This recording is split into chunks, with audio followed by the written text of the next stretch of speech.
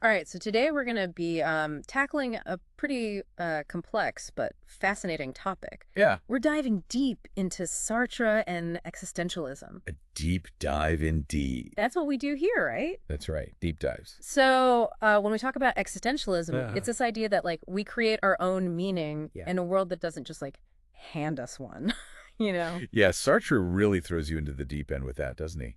No prepackaged meaning. No, it's Yeah. like figure it out. Exactly. And it can get, pretty deep as we're going to find out. Oh, yeah. Yeah, it's a rabbit hole for sure. But that's what we're here for. Absolutely. To explore those rabbit holes. And we've got a really interesting paper to guide us on this journey. Oh, tell me more. It's called Critically Evaluate the Main Aspects of Sartre's Philosophy in IAH. Okay, I'm familiar with that one. Most especially as it relates to his critique of essentialism and his defense of an existentialist perspective. Catchy title. I know, right? But It gets the point across. it really does. And we're going to be unpacking some seriously thought-provoking ideas. Yeah. Freedom, responsibility. It's like Right. weird feelings of anguish and absurdity that Sartre is like known for. Yeah, those are the big ones. All right. Yeah. But he doesn't stop there. Oh, no, he He doesn't. really delves into the human condition, all the messy bits. Yeah, he doesn't sugarcoat anything. Not at all, which is what makes him so compelling, I I thought. think so, too. So we're ready to jump in. Let's do it. All right. So right off the bat, the paper jumps into this whole essentialism versus existentialism debate. Classic philosophical showdown. I know, right? So essentialism, Oh. it's kind of like this idea that we're all born with this like preset purpose. Okay. Almost like a computer program that's already written for us. Like you're all just robots following a script. Exactly. But Sartre is like, nah, to all that. Big time nah. He throws that idea right out the window. Yeah, he says existence precedes essence. Famous quote. Mm-hmm. And a real head scratcher for a lot of people. Yeah, what do you think he means by that? Well, it's a pretty radical idea when you think about it. He's basically saying that we're born without any predetermined nature. So no set path. No blueprint. We create our essence, our meaning, through our choices and our actions. So it's not about like discovering some hidden purpose that's already there. Not at all. It's about actively creating it. Like we're given a blank canvas and we get to paint our own picture of who we are. That's a great analogy. I like that. It helps to visualize it, right? Hey. Because Sartre can be pretty abstract. Oh, yeah, for sure. Yeah. So we're like sculpting ourselves out of like nothingness. In a way, yes. Which brings us to one of Sartre's most famous and maybe most misunderstood ideas. Being and nothingness. You got it. I've got to admit, I've always found this concept a little bit tricky. Yeah, it's definitely one of his denser ideas. So I'm hoping you can like break it down for us. I'll do my best. So Sartre distinguishes between two modes of being. Okay. Being in itself and being for itself. Catchy names. Right. So being in itself is the way inanimate objects exist. So like a rock. Exactly. A rock just is, it doesn't have consciousness or awareness of itself or the world. It just simply exists. It's just there. Precisely. Humans were different. We are. We exist as being for itself. We're aware of ourselves. We can reflect on our existence, and we have this capacity to make choices. So being for itself is about consciousness, awareness, and the possibility of choice. You got it. You're getting it. But where does this whole nothingness thing fit into all of this? Yes, nothingness. For Sartre, nothingness isn't just the absence of something. It's more like a gap or a void that exists within our consciousness. Okay, I think I'm starting to follow. And it's precisely this nothingness, this absence of a predetermined essence that allows us to be free.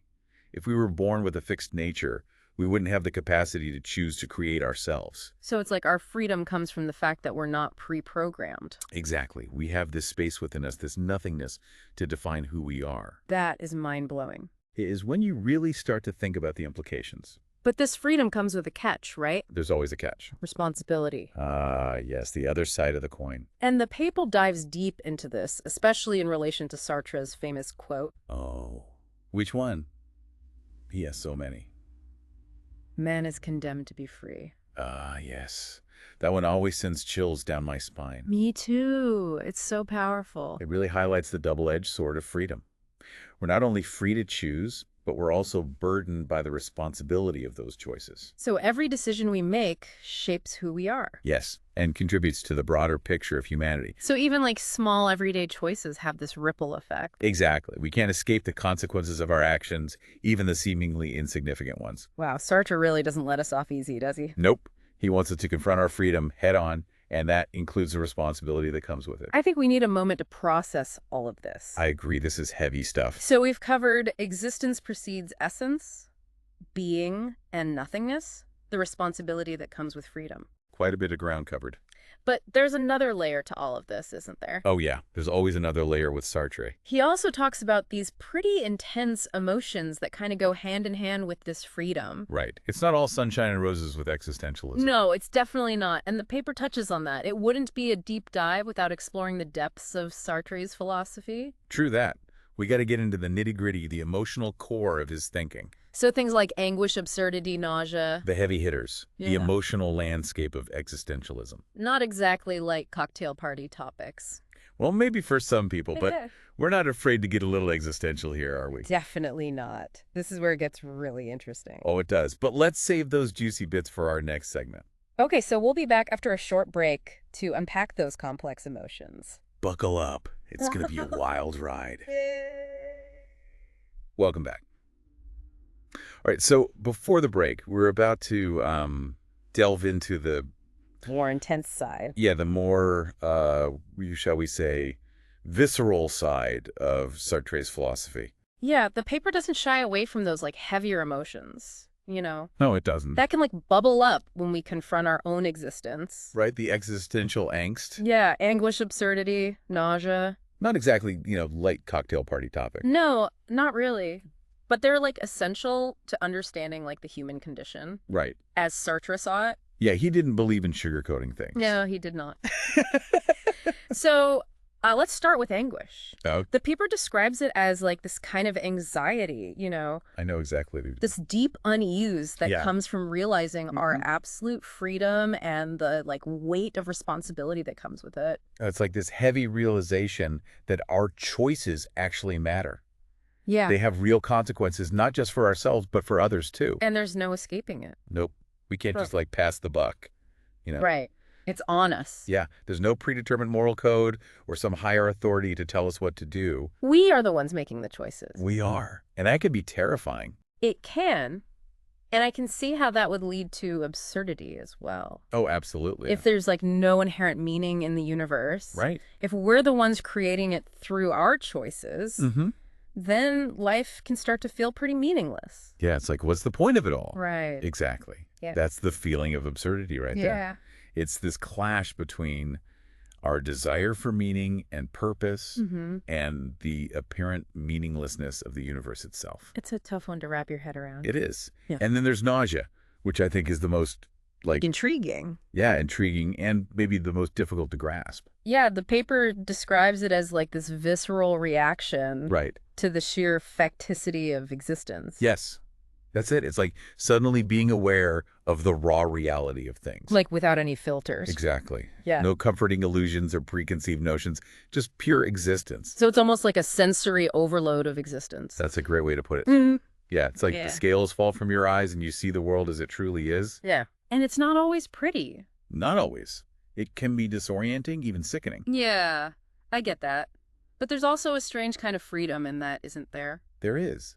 That's the paradox of Sartre. Yeah. These feelings of anguish, absurdity, and nausea, Mhm. as unpleasant as they are, Yeah. they're also signs of our awakening to our own freedom. So it's like they're the birth pangs of authentic existence. You got it. That's a perfect way to describe it. So we're free, responsible, and prone to some pretty intense existential angst. That's the Sartre starter pack. Okay. But how do we actually live with this freedom? That's the million-dollar question. How do we make choices that are authentic and meaningful Yeah. in a world that doesn't give us any easy answers? Well, Sartre doesn't give us a step-by-step guide to authentic living. Right. In fact, he rejects the idea that there's any one right way to live. So no magic formula. No magic formula. Hmm. But he does offer some valuable insights. Like what can we take away from this paper? Well, he emphasizes the importance of living in good faith. Okay, so the opposite of bad faith. Exactly. It means confronting our freedom head on, acknowledging our responsibility, and making choices that are in line with our values. So it's about being honest with ourselves. Exactly. About who we are and what we believe in. But that sounds incredibly challenging. It is. It's about resisting the temptation Mm-hmm. to hide behind roles, labels, or social expectations. It's about choosing to be the authors of our own lives. You got it. rather than passively accepting a script written by someone else. I like that. But how do we even know what our values are? That's a tough question, and Sartre would be the first to admit that there are no easy answers. Right. He believed that creating meaning is an ongoing process. So it's not about achieving some perfect state of authenticity. No, it's more about the journey, the constant questioning and striving to live in accordance with our values. That's like a constant work in progress. Exactly. We're always evolving, always becoming. This makes me think about that woman on the date example again. Oh, yeah. If she were to approach that situation in good faith, how might she have acted differently? Well, instead of trying to deny her discomfort, she might have acknowledged it. Okay. Maybe even articulated it to her date. So she could have said something like, I'm not comfortable with this. Exactly. Yeah. Or, I'd prefer to take things slower. That takes a lot of courage. It does. It means risking rejection or disapproval. But for Sartre, that's the price of authenticity. Yes. It's about being willing to stand up for ourselves, even when it's difficult. So living in good faith requires a lot of self-awareness, courage, and a willingness to be vulnerable. You nailed it. It's not for the faint of heart. But Sartre believed that it's the only way to live a truly meaningful life. A life that's not just dictated by external forces, Right. but one that's shaped by our own choices and values. Exactly. A life that's truly our own. This is all incredibly thought-provoking, but I'm also feeling a little overwhelmed. Yes, a lot to take in, I know. How do we even begin to put all of this into practice in our everyday lives? That's a great question, and one that we'll explore in our next segment, where we'll delve into the practical implications of Sartre's existentialism. So stay tuned. All right, so I'm still like processing everything we've talked about, you know? Yeah, it's a lot. Freedom, responsibility, anguish, absurdity, nausea, bad faith, good faith. It's a mouthful. It is. But I think the big question for me now is like, how do we actually live with all of this? Yeah. How do we take these abstract ideas and apply them to our everyday lives? Exactly. It's like Sartre gives us this framework for understanding ourselves and the world, but he doesn't give us a rule book. No. He just throws the responsibility right back at us. He does, which can be both liberating and daunting at the same time. Totally. Yeah. Like he's saying, okay, you're free, now what? Exactly. But I think that's where the real power of his philosophy lies. Okay. It forces us to confront this question of meaning head on, to grapple with the fact that we are the authors of our own lives. So it's not about finding some like pre-existing meaning out there in the world. No, it's not. It's about actively creating it through our choices and actions. And that creation of meaning isn't a one-time event, right? Right. It's like an ongoing process. It is a constant negotiation between ourselves and the world around us. So where do we even begin? Well, I think the first step is to embrace our freedom. Okay. To acknowledge that we do have a choice, even when it feels like we don't. Which brings us back to bad faith, right? Precise. It's so tempting to try to escape our freedom. Yeah, to pretend we're not responsible for our choices. But Sartre would say that's a cop-out. Totally. A way of avoiding the anxiety and responsibility that comes with authentic existence. And I think it's important to remember that even seemingly small choices matter. They do. Yeah. Every decision we make contributes to the overall picture of who we are and what we stand for. So it's about being mindful, Yes. intentional, even in the mundane aspects of our lives. Exactly. And it's also about recognizing the impact our choices have on others, right? Absolutely. Sartre believed that we're all interconnected, Okay. that our actions ripple outward and contribute to a shared human reality. So it's not just about our own personal meaning. No, it's not. It's about contributing to a more just and meaningful world. Exactly. And that can take many forms. Yeah. It could be through activism, volunteering, or simply being kind and compassionate in our daily interactions. I'm starting to see how Sartre's philosophy, while challenging, can actually be a really powerful tool for living a more meaningful and fulfilling life. It is. It demands a lot from us, but it also offers a lot in return. It gives us this framework for understanding our own freedom, our responsibility, and our potential to make a difference. That's the beauty of it, I think. It pushes us to be better, to strive for authenticity in all aspects of our lives. So as we wrap up our deep dive into Sartre's existentialism, I think the takeaway message is clear. We are free, we are responsible, and we have the power to create meaning. We do. Both for ourselves and for the world around us. What a thought, right? It's daunting, but also incredibly exciting. It is. It's a call to action. It's a challenge to live deliberately, to embrace the ambiguity of existence, and to create a world that reflects our values. And that's a challenge worth taking on. Absolutely. So listeners, as you go out into the world today, remember Sartre's words, man is condemned to be free. Embrace that freedom. Make choices that matter, and create a life that is truly your own.